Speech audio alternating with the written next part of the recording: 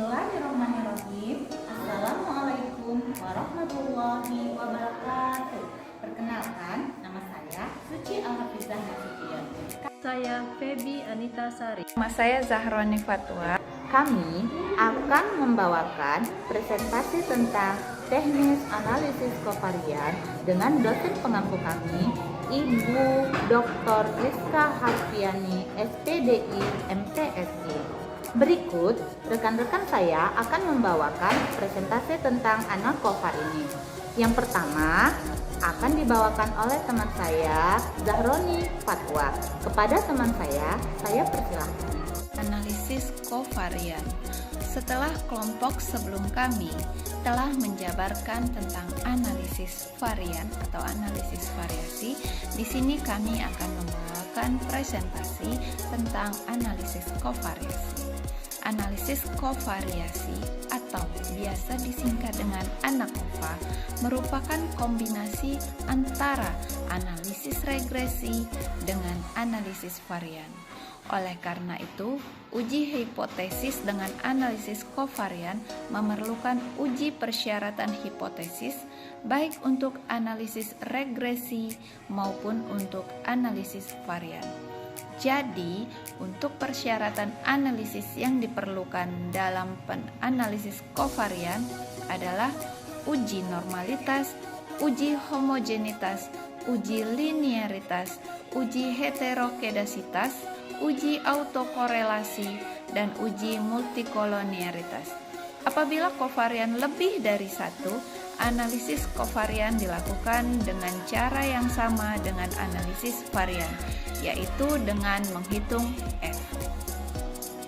Teknik analisis data adalah proses pengumpulan pemodelan dan menganalisis data untuk mengekstraksi wawasan yang mendukung pengambilan keputusan.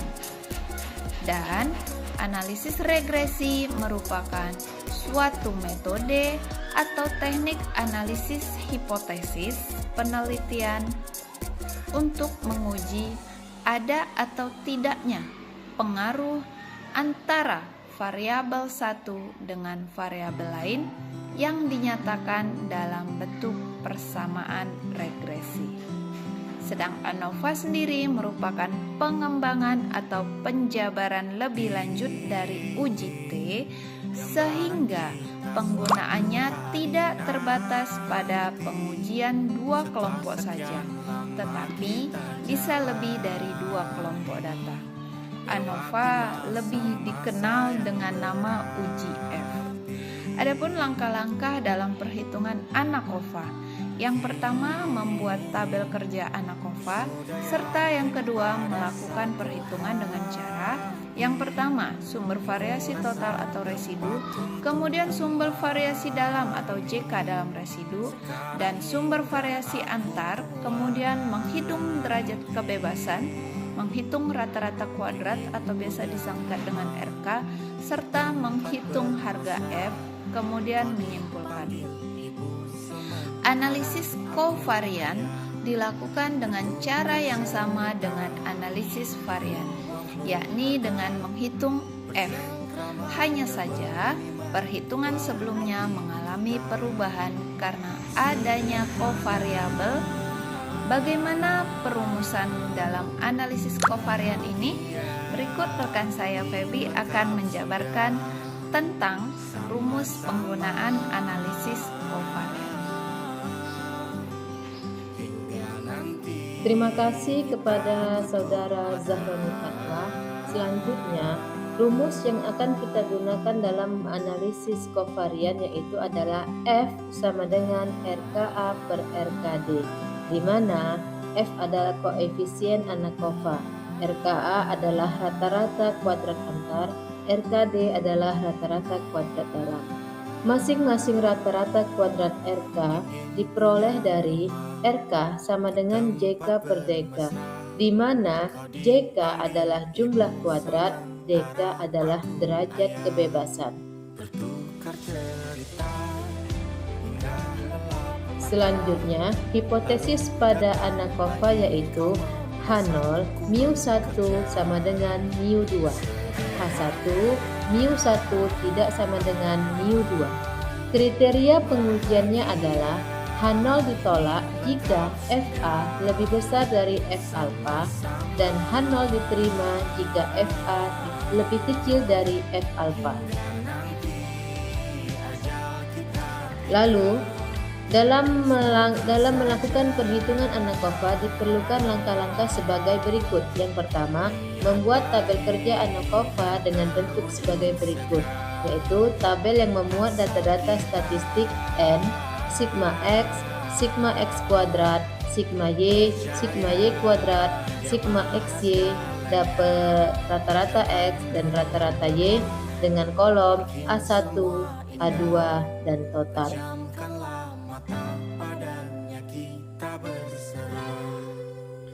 Selanjutnya, dalam melakukan perhitungan, yang pertama, kita mencari sumber variasi total. 1.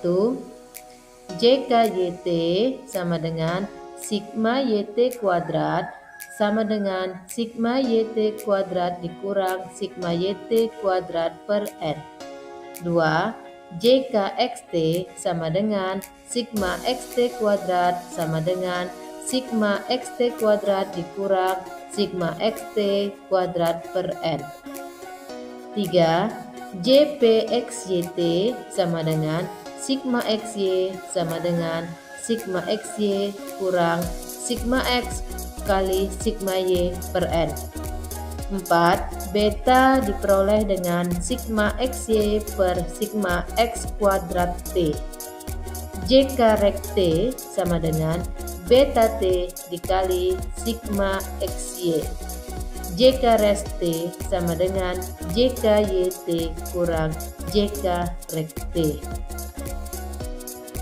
B. Sumber variasi dalam, yaitu JK dalam residu. Pertama, JK YD sama dengan sigma YT kuadrat sama dengan sigma YT kuadrat dikurang sigma YA kuadrat per NA. 2. JKXD sama dengan sigma XT kuadrat sama dengan sigma XT kuadrat dikurang sigma XA kuadrat per NA.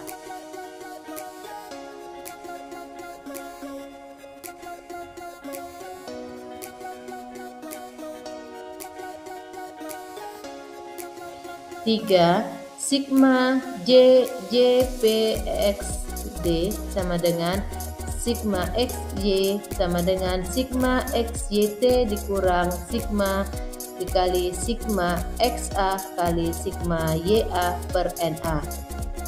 Beta D sama dengan sigma XYT per sigma XT kuadrat. JK rek D sama dengan beta D dikali sigma XY. JK res D sama dengan JK YD dikurang JK rek D. C. Sumber variasi antar adalah JKA sama dengan JK res T dikurang JK res D. Kemudian dalam menghitung derajat kebebasan adalah JKA sama dengan JKA sama dengan A kurang 1 sama dengan 2 kurang 1. DKD sama dengan DKD kurang M sama dengan N kurang A kurang M.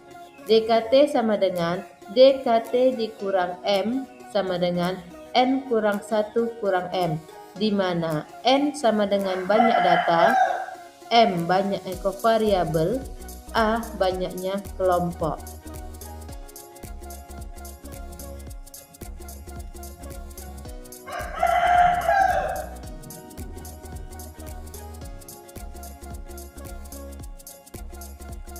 Selanjutnya E, menghitung rata-rata kuadrat atau RK, yaitu RKA sama dengan JKA dikurang DBA. RKD sama dengan JKD dikurang DBD. Menghitung harga F dengan rumus RKA per RKD.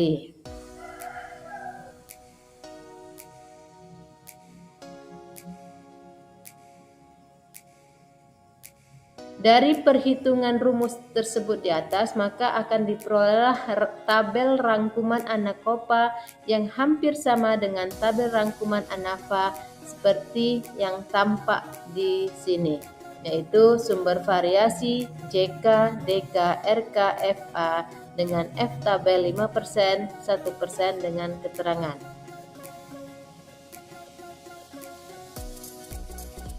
Selanjutnya, agar lebih jelas, berikut diambil sebuah kasus penelitian yang menggunakan analisis kovarian dalam analisis datanya.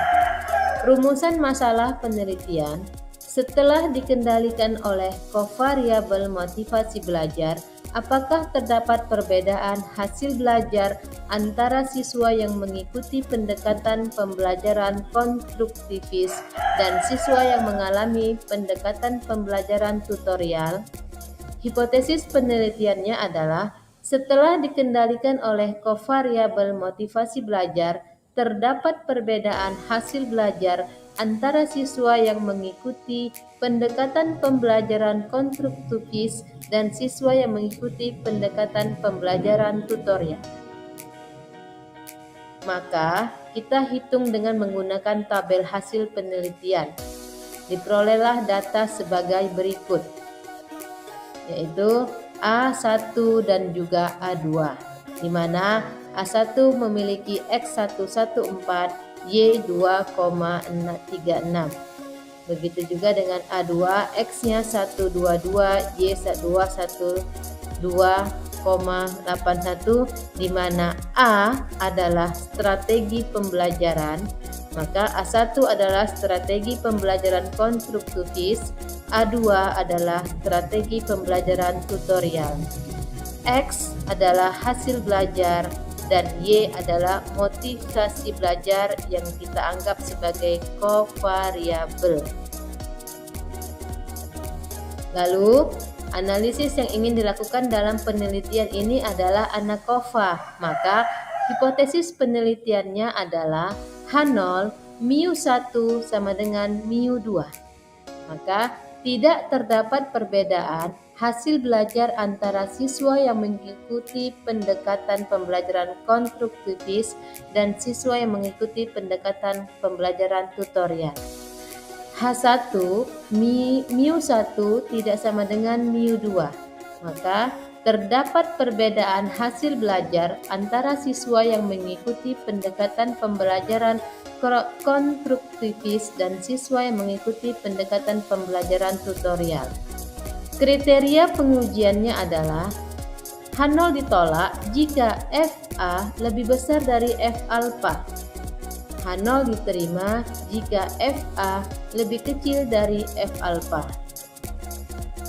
Selanjutnya, data-data yang kita peroleh kita masukkan ke dalam data statistik ANAKOPA yang kita jelaskan di awal tadi.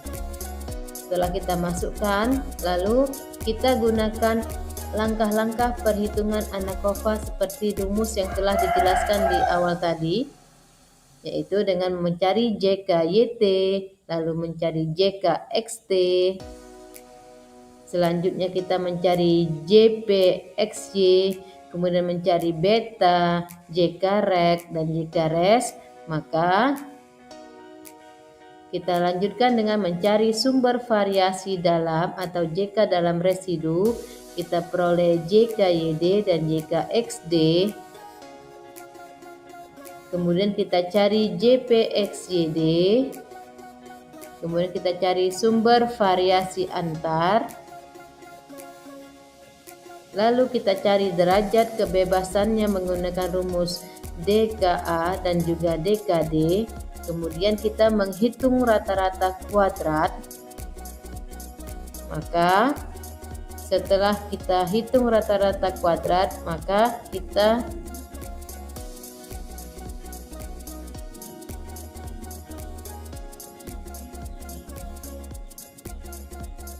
kita peroleh hasilnya.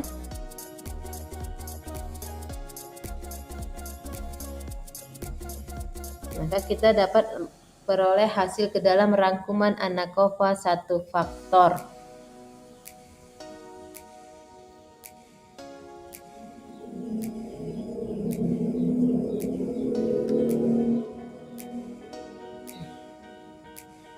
Dari rangkuman ANAKOVA 1 faktor itu diperolehlah hasil FA sama dengan 1,28218 sedangkan F alfa 0,05